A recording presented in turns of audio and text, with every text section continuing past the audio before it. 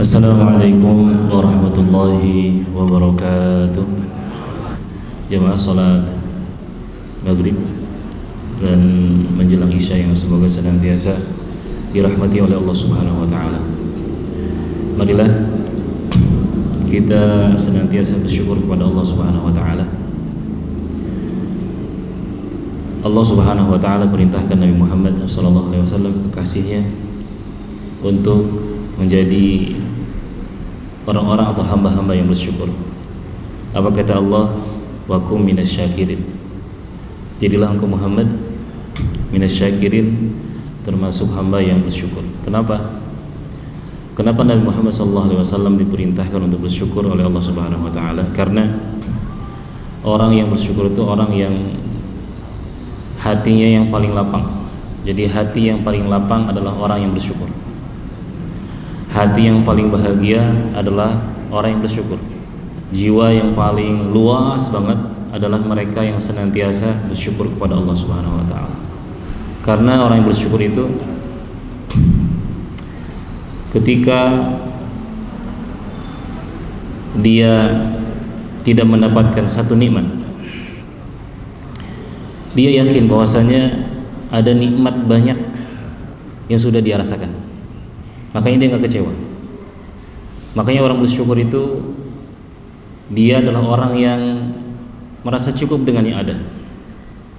Ketika satu musibah menimpa kepada dirinya, maka dia yakin banyak episode-episode kehidupannya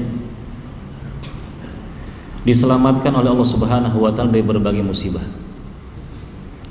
Sehingga dia happy, dia bahagia.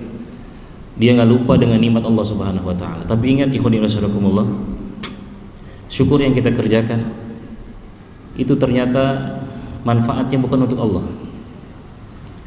Syukur yang kita kerjakan setiap hari bukan untuk Allah Subhanahu wa taala manfaatnya. Tapi manfaat syukur itu kembali kepada orang yang bersyukur. Wa may yashkur fa inna ma yashkur nafsi. Barang siapa yang bersyukur, maka sesungguhnya dia bersyukur untuk dirinya sendiri. Li'anna an-naf'a 'a'idun 'alaih.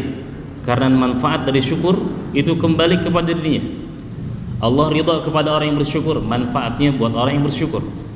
Allah tambah rezeki atau kenikmatan yang disyukuri bukan untuk Allah, tapi untuk orang yang bersyukur. Allah jaga, Allah awetkan, Allah pertahankan nikmat-nikmat yang ada bukan untuk Allah Subhanahu wa taala, tapi untuk orang yang bersyukur. Karena sejatinya kita tak mampu membalas kenikmatan Allah Subhanahu wa taala saking banyaknya kenikmatan Allah. Maka perbanyak ucapkan alhamdulillah. Ucapkan alhamdulillah karena kondisi kita antara dua. Ketika suatu ketika ada seseorang melihat ra'a hammalan, seorang salaf melihat hammalan, yaitu tukang ngangkut barang. Tukang angkut barang ini selama perjalanan, selama ngangkut barang dia mengucapkan alhamdulillah, astagfirullah, alhamdulillah, astagfirullah. Ditanya kenapa ini terus? Lalu kata orang ini, seorang hamba itu innal abda baina ni'matin wa dzambin. Seorang hamba itu antara nikmat dan juga dosa. Fa ahmadullah azza wa jalla ala ni'mah. Maka aku bersyukur kepada Allah Subhanahu wa taala. Aku puji Allah dan mengucapkan alhamdulillah ala ni'mah, atas nikmat yang Allah berikan. Wa astaghfiruhu ala dzambi wa astaghfiruhu dzunubi, dan aku memohon ampun kepada Allah Subhanahu wa taala atas dosa-dosaku. Ikhwani fi nasrakumullah. Salam dan salam tercurah terlimpah kepada Rasulullah sallallahu alaihi wasallam yang mengucapkan Allahumma shalli wa sallim ala sayyidina Muhammad wa ala Muhammad. Summiya Muhammadun Muhammadan li'azimi hamdihi. Nabi Muhammad sallallahu alaihi wasallam diberi nama Muhammad li'azimi hamdihi karena betapa agungnya rasa syukur Rasulullah SAW kepada Allah Subhanahu wa taala. Ucapan Nabi adalah pujian, perbuatan Nabi adalah pujian, diamnya Nabi, geraknya Nabi, bahkan tidurnya Rasulullah SAW itu bentuk syukur kepada Allah Subhanahu wa taala. Maka ikhwan fillah, perbanyaklah salawat kepada Rasulullah SAW. Ikhwan fillah, pada kesempatan malam hari ini sedikit kami akan menyampaikan tentang bahwasanya likulli syai'in bidayah wa nihayah. Segala sesuatu itu ada permulaan dan juga ada penutupan, ada awal, ada akhir, ada start, ada finish. Semua akan berakhir. Allah berfirman, wa anna ila rabbikal muntaha. Sesungguhnya kepada Allah Subhanahu wa taala akan dikembalikan. Akhir kesudahan adalah kepada Allah Subhanahu wa taala. Ikhwani fi nasrakumullah. Bila kita perhatikan kehidupan dunia, memang semuanya berakhir. Pasti ada ujungnya. Misalkan kesehatan, pasti kadang diakhiri dengan penyakit. Tak sempurna sehatnya, berkurang dengan penyakit. Kekayaan akan diakhiri dengan apa? Dengan kefakiran. Kemudian masa aktif bekerja di sebuah instansi, di sebuah lembaga, juga akan berakhir dengan masa pensiun. Ikhwan fillah sadaqallah, kehidupan kita di dunia juga akan berakhir, yang qatibil maut, itu berakhir dengan yang namanya kematian. Kulluna sa'irun ilallah. Setiap kita ini sedang berjalan menuju Allah Subhanahu wa taala. Yang kaya berjalan menuju Allah, yang miskin berjalan menuju Allah, yang sehat, yang sakit berjalan menuju Allah. Semua berjalan menuju Allah, tua, muda, yang sombong, yang tidak sombong, semua berjalan menuju Allah Subhanahu wa taala. Kulluna sa'irun ilallah. Dan perjalanan menuju Allah Subhanahu wa taala perjalanan yang non-stop. Tidak berhenti. Tidak berhenti karena kita makan, enggak berhenti karena kita minum, enggak berhenti karena kita istirahat, enggak berhenti karena kita tidur. Non-stop, terus berjalan.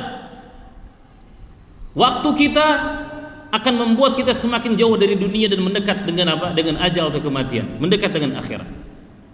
Maka ikhwafina syarakumullah, semua akan berakhir. Setiap kita akan berakhir. Kemudian ikhwafina syarakumullah, perjalanan menuju Allah Subhanahu wa taala terus berjalan. Waqifuhum innahum mas'ulun. Pada saatnya perjalanan ketika kita hidup di dunia, kemudian ajal menjemput kita, kemudian kita pindah ke alam yang lainnya, kemudian nanti di padang mahsyar dan seterusnya. Ikhwani fillah sadaqallah, kita semua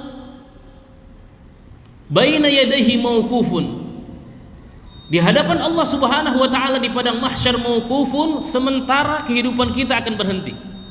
Perjalanan kita akan berhenti di padang mahsyar. Semua dihentikan oleh Allah Subhanahu wa taala. Perjalanan dunia itu akan dihentikan nanti di padang mahsyar. Sehingga ikhwan sadaqakumullah, Rasulullah sallallahu alaihi wasallam bersabda, maka kita akan sedikit mentadaburi salah satu hadis Rasulullah sallallahu alaihi wasallam dan riwayat Tirmidzi. Rasul bersabda, "Lan tazula qadama 'abdin yaumal qiyamah hatta yus'ala an arba'in, an umrihi fima afnah, wa an shababihi fima ablah, wa an malihi min aina iktasabahu wa fima anfaqahu, wa an ilmihi fima amila." Rawahu Tirmidzi. Dalam riwayat Tirmidzi Rasulullah sallallahu alaihi wasallam bersabda, "Lan tazula qadama 'abdin yaumal qiyamah hatta yus'ala an arba'in." Hadis ini sangat familiar. Hadis ini sering kita dengar, ya. Banyak ustadz yang menyampaikan, tapi ini penting. Ini kita penting untuk bermuhasabah. Penting untuk bermuhasabah. Ini adalah awal, ini adalah akhir, ya. Akhir bulan Dzulhijjah, ya, dan awal bulan Muharram. Masuk bulan Muharram. Penting untuk muhasabah. Jadi Rasulullah mengatakan, man hasaba nafsahu fid dunya asira fa hisabuhu fil akhirati yasira. Barang siapa yang bermuhasabah, menghitung dirinya di dunia, ketika dia hidup dia hitung-hitung dirinya, dia cek-cek kembali dirinya dengan cek yang detail, asira, detail dia cek. Fa hisabuhu fil akhirati yasira, maka hisabnya nanti ketika dihitung oleh Allah Subhanahu wa taala yasira, akan gampang. Wa man hasaba nafsahu fid dunya yasira. Sebaliknya barang siapa yang menghisab dirinya dengan enteng, bahkan mungkin enggak dihisab, enggak pernah dicek kewajiban-kewajiban yang harus dia kerjakan, enggak pernah dicek larangan-larangan yang harus dia tinggalkan, enggak pernah dicek, mengalir begitu saja. Fa hisabuhu fil akhirati asira. Maka hisabnya, perhitungannya di akhirat kelak akan pelik, akan susah. Ikhwan fillah sadaqakumullah. Minimal 4 hal yang harus kita hisab. Yang pertama, an umrihi fima afnah. Yang pertama, nanti kita akan ditanya oleh Allah Subhanahu wa taala an umrihi fima afnah, yaitu masalah umur yang Allah berikan, fima afnah, dipakai apa saja. Yang sekarang usianya 20 tahun sudah dipakai apa saja, 60 tahun sudah dipakai apa saja, yang baru pensiun misalkan sudah dipakai apa saja selama ini. An umrihi fima afnah, apakah kebaikan ataukah keburukan? Karena kita kita akan berjumpa dengan Allah Subhanahu wa taala. Suatu ketika suila Abu Hazim, kaifal qudum 'ala Allah? Bagaimana sih seseorang itu datang berjumpa atau menghadap Allah Subhanahu wa taala? Kata Abu Hazim mengatakan, amma ta'i, adapun orang yang taat kepada Allah Subhanahu wa taala, maka ketika dia datang kepada Allah, mulai perjalanan yang panjang dari kehidupan semenjak dia dilahirkan sampai dia mati, sampai berjumpa dengan Allah Subhanahu wa taala, kaqudumil ghaib ala ahli mushtaqin, maka dia datang menuju Allah Subhanahu wa taala ketika berjumpa, ketika pulang kampung di akhirat itu kaqudumil ghaib, itu seperti orang yang udah lama pergi, udah lama hilang, nggak pulang-pulang. Anak ini adalah anak yang sangat dicintai, anak yang sangat baik, yang sangat dirindukan oleh keluarganya, sangat dirindukan oleh ayah bundanya. Maka kedatangan orang yang taat kepada Allah Subhanahu wa taala kedatangan yang membahagiakan. Mungkin ada air mata, tapi air mata kebahagiaan. Bahagia dia berjumpa dengan Allah Subhanahu wa taala. Wa ammal 'asi, adapun orang yang banyak bermaksiat kepada Allah selama setahun kemarin, maksiat isinya, dan tidak dihentikan dengan bertaubat kepada Allah Subhanahu wa taala. Andaikan dia mati dan belum bertaubat kepada Allah Subhanahu wa taala, maka ketika dia datang berjumpa dengan atau berhadapan dengan Allah Subhanahu wa taala, kaqudumil abiq ala sayyidihi al-ghadban, seperti seorang budak yang kabur dari tuannya dan tuannya lagi marah-marahnya. Maka kedatangannya di akhirat, pulang kampungnya adalah sesuatu yang menghinakan, sesuatu yang menakutkan, horor. Ikhwan fillah asyarakumullah. Maka umur itu sebagaimana sabda Rasulullah sallallahu alaihi wasallam, a'maru ummati ma baina 60 ila 70 wa qalilun man yajuzu dzalika. Umur umatku perkiraan antara 60 sampai 70 tahun, sedikit sekali yang melampaui 70 tahun. Suatu ketika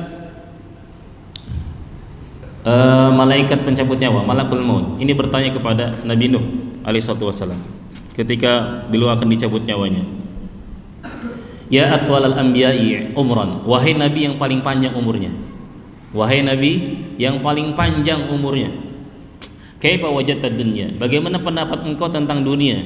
Menurut engkau yang usianya panjang banget, itu menurut engkau itu macam mana dunia itu? Lalu kata beliau, dunia itu yang saya rasakan seperti seorang lelaki karajulin dakhala baitan, itu masuk ke sebuah rumah, lahu babani, rumah itu ada dua pintu. Rumah itu ada dua pintu. Kemudian ikhwan asyarakumullah, lalu laki-laki itu berdiri di tengah-tengah rumah sebentar, kemudian keluar lewat pintu lain. Sebentar. Ini kata Nabi yang panjang usianya, yang berdakwahnya hampir 1000 tahun. Ikhwani fillah asyarakumullah, sebentar dunia itu, meskipun panjang sebentar. Jangan sampai ikhwani asyarakumullah kita nyesal di akhirat kelak karena kita kurang menggunakan waktu yang Allah berikan dengan sebaik mungkin. Makanya Hasan al-Basri mengatakan, min alamati i'radillahi lil-'abdi ay yaj'ala syughlahu fima la ya'ni. Ciri Allah Subhanahu wa taala berpaling dari seseorang adalah orang itu sibuk dalam hal-hal yang gak bermanfaat.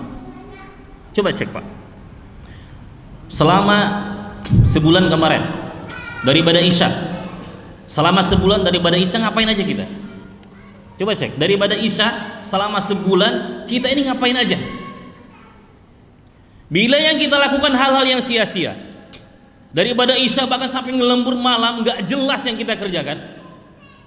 Daripada Isya selama sebulan, bahkan mungkin selama 2 bulan terakhir atau 3 bulan terakhir, ternyata pada Isya nggak jelas, fima la ya'ni, nggak bermanfaat, bahkan malah mungkin mengerjakan sesuatu yang diharamkan oleh Allah Subhanahu wa taala. Itu pertanda Allah Subhanahu wa taala sedang benci kepada kita. Pertanda Allah Subhanahu wa taala sedang berpaling kepada kita, sibuk dalam hal-hal yang tidak bermanfaat. Sebaliknya, bila selama pada Isya Atau malam kita gunakan istirahat, sebagiannya untuk sholat malam, sebagiannya juga untuk baca Quran, untuk berdoa kepada Allah Subhanahu wa taala. Itu pertanda Allah Subhanahu wa taala sangat cinta kepada kita. Cek Pak, sering ditadaburi, sering merenung, sering muhasabah. Ini kalau subuh nih, subuh selama sebulan ini macam mana subuhnya, macam mana? Atau ketika pagi atau ketika siang macam mana? Apa yang kita kerjakan? Kita sedang sibuk dalam hal apa? Bila kesibukan kita dalam hal-hal yang tidak bermanfaat, saat itu Allah Subhanahu wa taala sedang berpaling dari kita. Maka ikhwan nasyarakumullah, gunakan waktu sebaik mungkin. Abu Darda pernah mengatakan kepada Ibnu Adam, ta'il arda, wahai anak cucu Adam, coba injak tuh tanah itu. Coba injak tanah itu. Fayakunu an qaribin fatakunu qabraka an qalilan. Maka tidak lama tanah itu, tanah yang kau injak-injak, suatu ketika nanti akan menjadi kuburan. Ikhwan fillah sadaqallahu, hidup di dunia adalah sebentar. Hidup di dunia itu sementara. Maka isi umur yang Allah berikan kepada kita dengan kebaikan. Di antara hal yang bisa memanjangkan umur, misalkan banyak silaturahmi. Kalau tahun kemarin kurang silaturahmi, perbanyak silaturahmi. Isi umur itu dengan banyak silaturahmi. Silaturahmi tazidu fil umr. Silaturahmi itu bisa menyambung, bisa menambah umur. Kalau umurnya nggak semakin panjang, minimal umurnya berkah. Rajin silaturahmi, telepon orang tua yang jauh, telepon. Kunjungi teman-teman, silaturahmi. Atau apa? Di antara hal yang bisa memanjangkan umur atau umur itu semakin bermanfaat, maka isi dengan akhlak-akhlak yang baik. Bila kita tuna adab selama setahun kemarin, ayo perbaiki sekarang. Menjadi manusia yang beradab, ayah yang beradab, pemuda yang beradab. Karena dalam sebuah hadis Rasulullah bersabda, innal mu'min la yudriku bi husni khuluqihi darajatas shaim al-qaim. Seorang hamba, seorang mukmin, karena akhlaknya yang baik, dia bisa mendapatkan derajat atau pahala orang yang berpuasa dan sholat malam karena akhlak yang baik. Atau mungkin kita kurang zikir nih kemarin, lalai aja isinya, lalai, kurang zikir, kurang jaga waktu. Kalau para ulama dulu betul-betul menjaga waktu itu seperti menjaga harta, bahkan lebih dari harta. Imam Nawawi itu, beliau itu ketika ke masjid punya dua pasang sendal, jadi diletakkan di ujung timur dan diletakkan di ujung barat, di pintu barat dan di pintu timur. Bila ketika pulang dari masjid, ketika bubaran gitu, bila berdesak-desakan di ujung timur, maka dia akan mencari di ujung barat. Bila berdesak-desakan di ujung barat, maka dia akan keluar dari ujung timur. Saking apa? Saking menjaga waktu. Biar nggak habis waktu begitu saja dalam hal-hal yang sia-sia. Para salaf terdahulu mengajarkan anak-anaknya ketika jalan-jalan itu, kata ayahnya, tuh lihat tuh ada pohon, tilka syajarah, itu ada pohon, sabbihu ila tilka syajarah, silahkan bertasbih.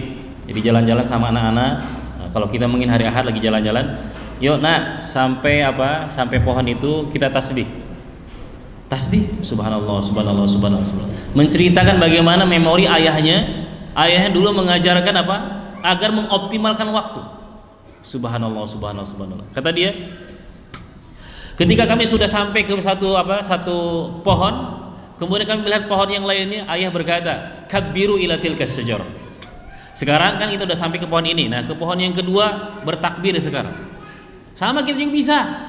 Ketika jalan-jalan sama anak kita naik motor, ya, pulang pergi ke masjid, bisa tasbih. Atau lagi ke pasar atau ke Danau Raja, bisa sambil tasbih atau bisa sambil cerita kisah-kisah yang baik. Atau ketika di lampu merah jangan ngitung angka. Kita biasanya ngitung angka kan? Atau kadang buta warna ya, Bang Rami ya, buta warna. Merah jadi hijau biasanya. Nah, ketika andaikan kita nunggu waktu merah itu, jangan ngitung angka, zikir ketika itu. Ketika kita bisa bertasbih dalam sehari 100 kali. Suatu ketika Rasulullah SAW bersabda kepada seorang sahabat, apakah kalian mampu mengumpulkan dalam sehari 1000 kebaikan? Kata para sahabat, macam mana Rasulullah? Kata Rasulullah SAW, bertasbihlah 100 kali dalam sehari. Maka Allah Subhanahu wa ta'ala akan mencatat yaitu alfu hasanatin, yaitu 1000 kebaikan, wa tahuttu anhu alfu khati'atin, dan juga akan menghapus 1000 apa? Keburukan. Ikhwan fillah. Kemudian untuk memanfaatkan waktu, kalau punya harta bisa umroh atau haji. Banyak-banyak sholat di Masjidil Haram. Banyak-banyak sholat di Masjidil Haram. Sholatun fi masjid hada afdalu min alfi sholatin fi ma siwah illa al-Masjidil Haram, wa sholatun fi Masjidil Haram afdalu min mi'ati alfi sholatin fi ma siwah. Kata Nabi, sholat di masjidku ini, di Masjid Nabawi, itu lebih baik daripada 1000 sholat dibanding masjid-masjid yang lainnya, dan kecuali di Masjidil Haram. Dan sholat di Masjidil Haram itu sekali sholat itu seperti 100.000 kali ya. Sekali sholat seperti 100.000 kali. Ikhwan fillah, pertanyaan gini, pertanyaan buat kita semuanya. Andaikan nih, ternyata ini kita menghayal. Andaikan ternyata umur kita nih, umur yang di masjid ini, ternyata umurnya tinggal sehari. Cuman besok aja, Sabtu, Ahad tuh udah dead semuanya, udah meninggal semuanya. Kira-kira apa yang akan kita kerjakan? Umur kita cuman sampai Sabtu, tanggal 1 Muharram doang, tanggal 2-nya meninggal semuanya. Kira-kira apa yang akan kita kerjakan?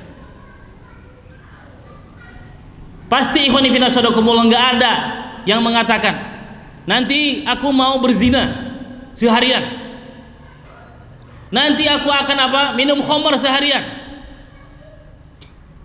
aku akan mencuri seharian, aku akan bunuh orang selama sehari itu.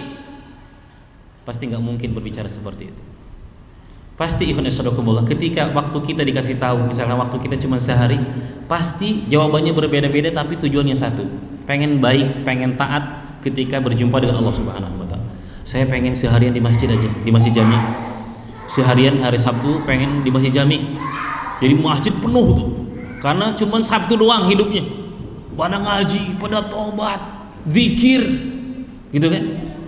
Ada juga mungkin saya ini hari Sabtu, semua yang di rumah saya yang bukan milik saya akan saya kembalikan semuanya. Harta yang bukan punya saya, barang-barang yang bukan punya saya, buku mungkin yang pernah saya pinjam belum saya kembalikan, saya kembalikan semuanya. Mungkin juga ada yang berkata, aku selama seharian di hari Sabtu itu akan bertaubat kepada Allah Subhanahu wa Ta'ala. Sungguh-sungguh aku akan bertaubat. Aku akan betul-betul akan menyesali semua dosa-dosa aku. Aku akan nangis sejadi-jadinya, minta ampun kepada Allah Subhanahu wa Ta'ala. Atau juga mungkin ada yang mengatakan, aku akan sedekah. Orang kaya nih, aku akan sedekah separuh hartaku di jalan Allah Subhanahu wa Ta'ala. Ikhwan fillah sadaqallahu, pasti jawabannya adalah yang baik-baik. Kenapa ikhwan sadaqallahu? Hatta mungkin sekelas preman sekalipun nggak mau dia, karena itu kesempatan terakhir. Nantinya dia akan berhenti di dunia ini, akan berjumpa dengan Allah Subhanahu wa Ta'ala. Pertanyaan ikhwan fillah, kenapa kita tidak mampu seperti itu? Kenapa kita tidak bisa sungguh-sungguh seperti hari Sabtu, ketika kita ditentukan kita akan mati di hari Sabtu? Padahal Allah Subhanahu wa Ta'ala berfirman, kullu nafsin dha'iqatul maut. Setiap jiwa sudah divonis mati oleh Allah Subhanahu wa Ta'ala. Setiap kita sudah divonis mati oleh Allah Subhanahu wa Ta'ala. Bahkan mungkin nggak nunggu sampai hari Sabtu, bahkan mungkin bisa sejam lagi, 2 jam lagi, malaikat pencabut nyawa bisa mencabut nyawa kita.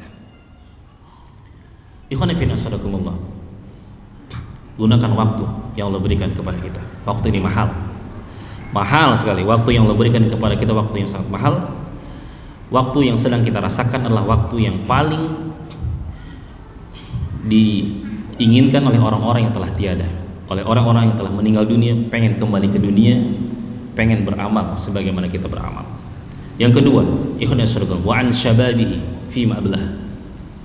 Pertanyaan kedua, wa an syababihi fi ma ablah. Ini buat para pemuda. Jadi masa muda itu adalah masa yang mahal banget. Wahai para pemuda yang masih muda, yang jenggotnya belum putih, yang rambutnya belum putih, yang kulitnya belum keriput, yang matanya belum rabun, yang telinganya masih bisa mendengar dengan jelas, yang ototnya masih kuat. Masa antum adalah masa yang sangat mahal, Masa yang diinginkan oleh budak-budak koci. Kadang budak-budak koci pengen segera gede. Aku pengen segera gede nih, pengen cepat gede nih, biar jago nih main futsal misalkan, biar jago ini jago itu. Masa muda adalah masa yang paling disesali oleh orang tua. Orang tua banyak menyesali dengan apa? Dengan masa mudanya. Nyesal ketika apa? Ketika kurang baik, ketika kurang dipakai dengan kebaikan, ketika kurang penuh dengan ketaatan kepada Allah Subhanahu wa taala. Sesal. Orang-orang tua banyak menyesal. Seperti ketika Waraqah bin Naufal, ketika Rasulullah sallallahu alaihi wasallam dan Khadijah, itu istri Nabi Muhammad sallallahu alaihi wasallam, ketika beliau ketakutan kan, ketika didatangi malaikat Jibril. Beliau belum tahu ini apa. Akhirnya bertanya kepada Waraqah bin Naufal, orang yang sudah renta ketika itu. Setelah diceritakan panjang lebar, kata Waraqah bin Naufal, hadan namus. Malaikat Jibril yang datang kepada Muhammad adalah namus, adalah malaikat yang pernah datang kepada Nabi Musa. Dia mengatakan, laitani fiha jaz'an. Aduhai kiranya aku ini masih muda, bisa bantu engkau, bisa melindungimu ketika kaummu mengusirmu. Dia merasa, Waraqah bin Naufal merasa bahwa masa muda adalah masa yang fresh. Masa muda adalah masa yang power, full power, kekuatan, fisik, pikiran. Makanya ikhwan ya sadakumullah, wahai para pemuda, gunakan masa muda dengan sebaik mungkin. Karena masa muda adalah masa quwwatun baina du'afain, yaitu masa kekuatan di antara dua kelemahan. Lemahnya masa masa kecil, dan juga lemahnya yaitu masa tua. Kalau kita melihat di sekitar Rasulullah, di sekeliling Nabi Muhammad SAW, isinya para pemuda. Di sekeliling Nabi Muhammad SAW, para sahabat itu rata-rata pemuda semuanya. Para sahabat itu rata-rata pemuda yang energik semuanya itu. Makanya pemuda jangan ngelokro, jangan lembek, jangan malas pemuda itu. Jangan lemah pemuda itu. Harus semangat. Masa muda seperti apa? Seperti matahari itu di tengah-tengah, yang lagi panas, lagi membara. Para pemuda di zaman Rasulullah SAW, mereka menggunakan masa mudanya untuk mengorbankan dirinya untuk kejayaan Islam. Makanya Allah Subhanahu wa taala memberikan anugerah kepada para penghuni surga. Penghuni surga itu muda semuanya. Penghuni surga itu muda semuanya. Kalau tua macam mana tuh? Kakek-kakek semuanya kan? Di surga kakek-kakek dan nenek-nenek yang udah encok, asam urat, darabun, tak seru tuh. Makanya Allah Subhanahu wa taala memuliakan para penghuni surga itu, dikasih masa muda semuanya, usia 33 tahun. Maka ikhwan yashadukumullah, gunakan masa muda. Makanya dalam Al-Qur'an itu Allah Subhanahu wa taala banyak memuji itu para pemuda. Seperti para pemuda Ashabul Kahfi, innahum fityatun amanu bi rabbihim wa zidnahum huda. Mereka adalah para pemuda, amanu bi rabbihim, mereka yang beriman kepada Allah Subhanahu wa taala. Imannya kuat kepada Allah Subhanahu wa taala. Wa zidnahum huda. Kami tambah hidayah. Ditambah hidayah oleh Allah Subhanahu wa taala. Nabi Yusuf ketika diuji, warawadathu allati huwa fi baitiha an nafsi wa ghallaqatil abwab. Ketika itu Zulaikha membujuk, merayu Nabi Yusuf alaihissalam. Wa ghallaqatil abwab, semua pintu ditutup ketika itu. Jendela-jendela, pintu kamar ditutup. Ada yang mengatakan kamarnya di sebuah rumah, rumahnya di sebuah rumah itu. Dan ditutup semuanya, enggak ada yang tahu ketika itu. Wa ghallaqatil abwab wa qalat haytalak. Dia berkata, Zulaikha itu berkata, qalat haytalak, wahai Yusuf, kemarilah. Bayangkan ya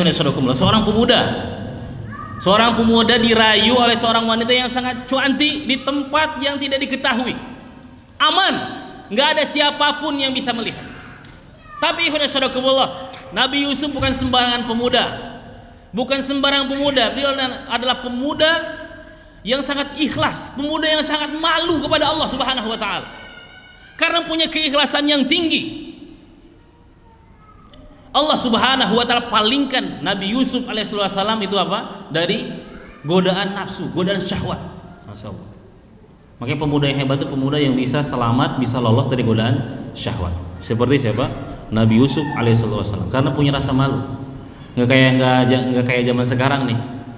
Banyak yang nggak punya rasa malu. Rasa malu seperti tembok sebenarnya. Tembok yang menghalangi seseorang untuk melakukan keburukan-keburukan. Karena ada rasa malu, akhirnya apa? Akhirnya dia baik. Karena ada rasa malu, akhirnya kebaikan tersebar. Karena ada rasa malu, akhirnya apa? Keburukan tertahan. Nggak dilakukan keburukan itu, malu dilihat sama Allah. Pemuda yang baik itu pemuda yang senantiasa merasa dilihat oleh Allah Subhanahu wa taala. Kapanpun, dimanapun, bagaimanapun kondisinya, Allah Subhanahu wa taala senantiasa melihat dirinya. Ikhwan fillah sadaqallah. Maka gunakan masa muda dengan sebaik-baiknya. Jangan umbar, ya. Jangan umbar aurat ketika karena rasa malu itu hilang. Lenggak-lenggok, laki-laki lenggak-lenggok di Citayam, ada Citayam tuh katanya, laki-laki lenggak-lenggok, aduh alay, tak punya rasa malu. Anak gadis sama pemuda pegang-pegangan, pacaran, udah nggak ada rasa malu lagi, malah kayak ngetren pula, pada bangga tuh, ikut-ikutan, niru-niru. Citayam, tahu Citayam Pak? Pasti tahu. Lagi rame Citayam nih, tak punya rasa malu. Ketika dinding rasa malu itu roboh, udah. Maka innasyarakumullah, al haya minal hayah. Rasa malu itu dari al hayah, dari kehidupan. Makanya orang yang punya rasa malu, hatinya hidup. Semakin hidup hatinya, semakin hidup rasa malunya. Ketika rasa malunya nggak ada, berarti hatinya mati. Makanya Umar bin Khattab mengatakan, man qalla haya'uhu qalla wara'uhu, wa man qalla wara'uhu mata qalbuhu. Kata Umar, barang siapa yang sedikit rasa malunya, maka akan sedikit pula wara'nya, kehati-hatiannya. Barang siapa yang sedikit kehati-hatinya, pasti mata qalbuhu, akan semakin mati hatinya itu. Ikhwan ya sadaqallah. Maka ajarkan wahai para ayah kepada anak-anak kita yang muda-muda, yang beranjak dewasa, ajarkan rasa malu. Ajarkan kepada anak-anak gadis kita rasa malu, karena anak-anak kita ini tanggung jawab yang akan nanti dimintai pertanggungjawabannya oleh Allah Subhanahu wa taala. Tanggung jawab di pundak para ayah. Ya ayyuhalladzina amanu qu anfusakum wa ahlikum nara. Wahai orang-orang beriman, wahai para ayah, qu anfusakum, wahai para suami, qu anfusakum, jaga dirimu, wa ahlikum, jaga istrimu, anakmu, nara, dari jilatan api neraka. Ada bahaya yang mengancam di hadapan kita, ada bahaya yang mengancam di hadapan anak istri kita. Apa bahaya itu? Itu neraka. Neraka ini bukan sembarang bahaya. Makanya la khairu fil ladzatin min ba'diha saqar. Tidak ada kebaikan, tidak ada kelezatan, tidak ada kenikmatan kalau ujungnya neraka.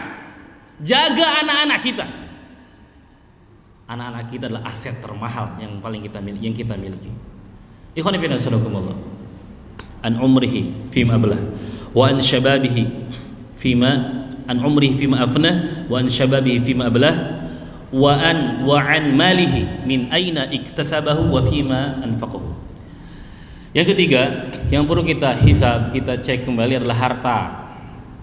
Dari mana ke mana? Sumiyal malu malan li'anal insan yamilu ilaih. Dikatakan mal, sumiyal malu malan li'anal insan yamilu ilaih. Harta dikatakan mal karena manusia itu condong kepada harta. Tidak ada manusia yang tidak condong kepada harta. Bahkan sampai orang tua pun masih condong kepada harta, masih cinta kepada harta.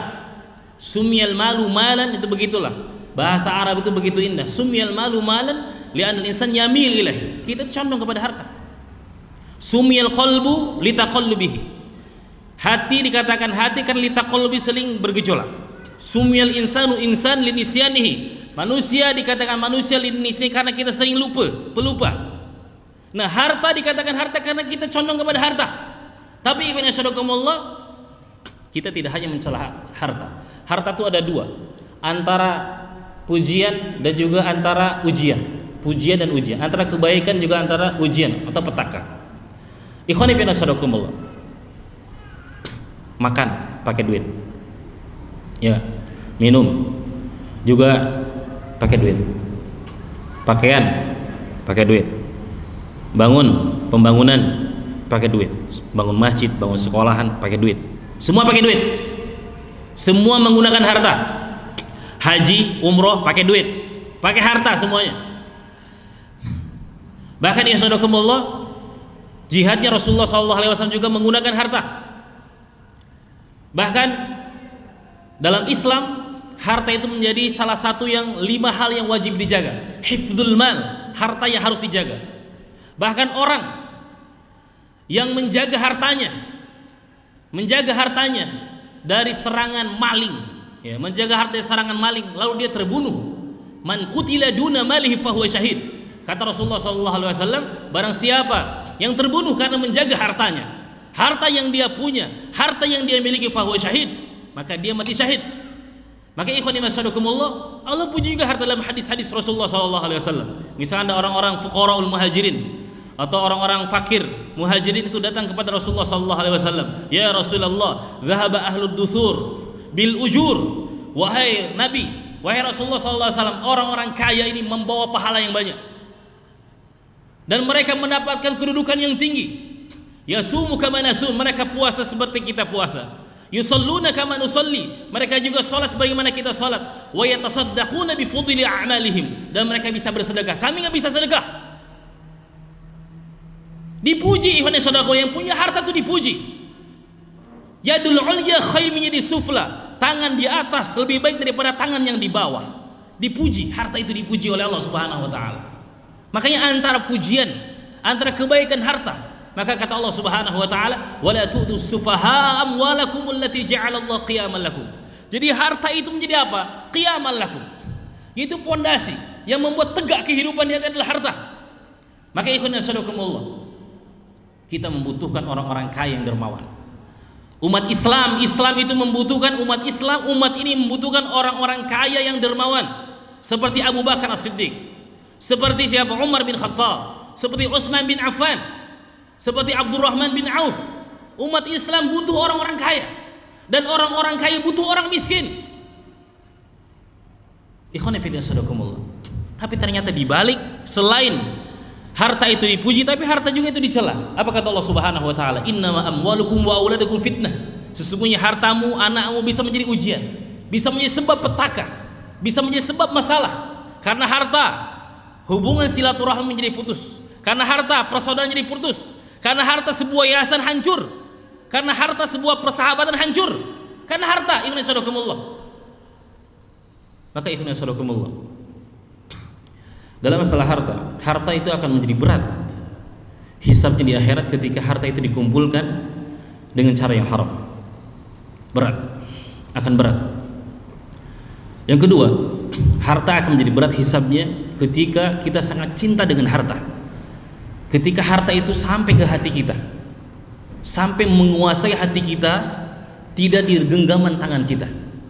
Ketika harta sudah menguasai hati, sehingga seseorang itu berbuat karena harta, dia berteman karena harta, gitu ya. Dia tak berteman juga karena harta. Pokoknya semua karena harta.